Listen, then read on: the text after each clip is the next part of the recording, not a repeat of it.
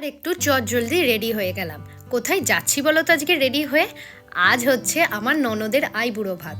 আমার এক জ্যাঠতো ননদকে আমি আর ও মিলে আজকে আইবুড়ো ভাত খাওয়াবো বহরমপুরের বুকেই একটা নতুন উদ্বোধন হওয়া রেস্টুরেন্ট, যার নাম জমিদারি হেসেল। মহারানী বসে আছেন, জমিদারি জমিদারি জমিদারি ভাব। এত অপূর্ব করেছে রেস্টুরেন্টটা, তোমরা দেখলেই বুঝতে পারবে। যেমন তার ডেকোরেশন, তেমন সুন্দর আয়োজন, আর খাবার দাবারের কোয়ালিটি নিয়ে তো কোনো কথাই হবে না।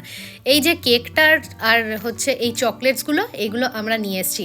আর এখানে মেনুটা তোমরা চাইলে পজ করে দেখে নিতে পারো।